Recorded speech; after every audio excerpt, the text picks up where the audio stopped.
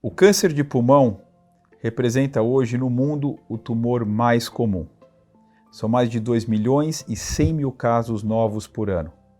Uma mortalidade muito alta, de 1 milhão e 700 mil casos. Um predomínio mais de homens do que de mulheres. No país, são mais de 30 a 35 mil casos por ano. E a mortalidade também ela é muito alta. Esse tumor, felizmente, no país, vem diminuindo a incidência, particularmente em homens, porque pelas campanhas do tabagismo, esse número de homens que fumavam vem decrescendo de modo importante nos últimos anos. Por outro lado, existe uma queda não tão acentuada, em alguns países até um aumento da incidência de câncer de pulmão na mulher. Os fatores de risco são muito bem conhecidos. O mais importante é o tabagismo, mas não só ele. A poluição também pode ser um fator de risco importante, além de eventualmente até fatores hereditários. Existe, portanto, um espaço muito grande para prevenção e medidas que envolvem informação, medidas que envolvem uma certa limitação no máximo possível do que pode causar o câncer de pulmão, com especial foco no tabaco. Para os pacientes que têm o diagnóstico de câncer de pulmão, é muito importante entender que nós temos hoje vários tipos diferentes de câncer de pulmão.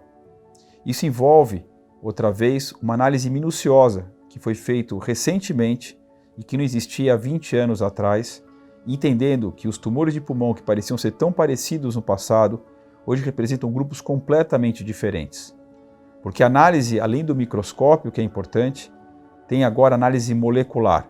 E a análise molecular mostra para nós que os tumores de pulmão se comportam de um modo muito distinto, de paciente para paciente.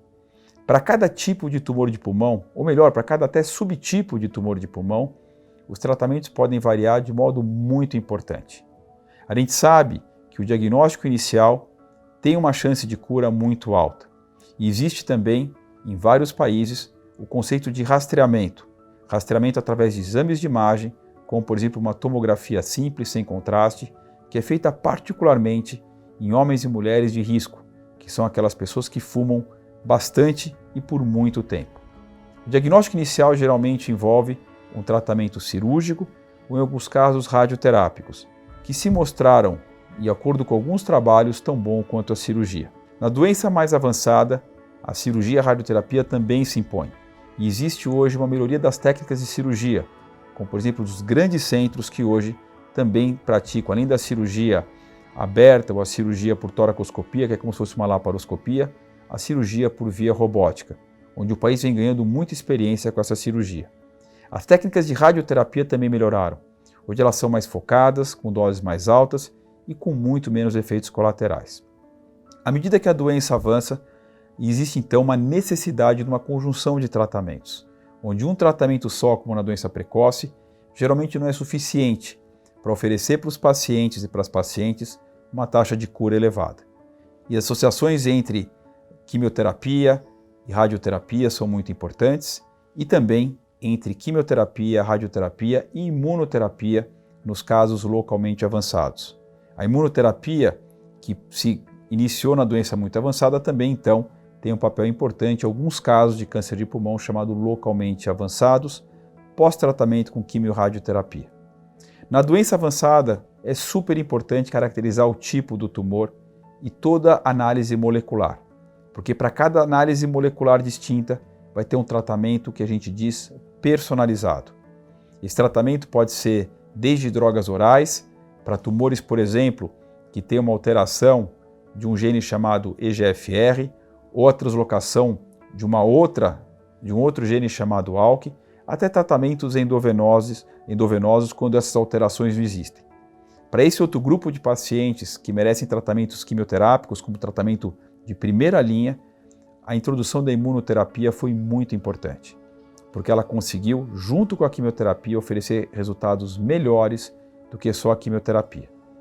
Um outro avanço nessa área também são os tratamentos imunoterápicos como primeiro tratamento, em pacientes que têm proteínas que são muito expressas em tumores que respondem bem à imunoterapia, e é uma consideração então para um grupo de pacientes. Ou até mesmo a condução de 2 imunoterápicos.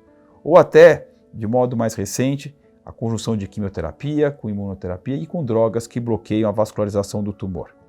Em resumo, o primeiro tratamento de uma doença avançada, ele é muito divergente de paciente para paciente, porque os tipos moleculares são distintos, o que reflete, na verdade, uma importância muito grande, não só, obviamente, do médico oncologista ou do cirurgião, do radioterapeuta, mas também do patologista, que avalia o material para ajudar o clínico a oferecer o melhor primeiro tratamento. E os tratamentos todos melhoraram de modo importante, não só a sobrevida dos pacientes, mas também a qualidade de vida e a tolerância em relação a tratamentos mais antigos. Quando a doença eventualmente falha o primeiro tratamento, as opções também melhoraram como o segundo e terceiro tratamento. Portanto, de todos os tumores do corpo, esse tumor foi talvez o primeiro tumor que mais foi bem caracterizado como tumores diferentes que merecem para cada paciente um tratamento outra vez direcionado, personalizado, mudando uma era na medicina, onde agora os tratamentos se adequam ao paciente e não mais o paciente se adequa ao tratamento. Os tratamentos avançaram muito e a gente fica feliz de numa área que era uma área tão difícil que os horizontes melhoraram muito com os tratamentos atuais. Mas outra vez, tratar significa que nós temos um problema e tratar com muitos tratamentos significa que o tratamento está tentando melhorar os números para uma doença já avançada.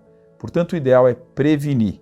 E a prevenção, outra vez, vem de não fumar, de evitar ambientes muito poluídos, de evitar o tabagismo passivo, ou seja, conviver com alguém que fuma do seu lado o tempo inteiro e manter a saúde geral em ordem. E para aquelas pessoas que fumaram, é importante entender que quando elas param de fumar, o risco de câncer de pulmão vem diminuindo gradualmente, mas para aquelas que eventualmente ainda fumam, que exames de rastreamento podem ser muito bem indicados para tentar diagnosticar um câncer de pulmão numa fase muito precoce, e nessa fase é a fase que ele é mais curável e com pouco tratamento.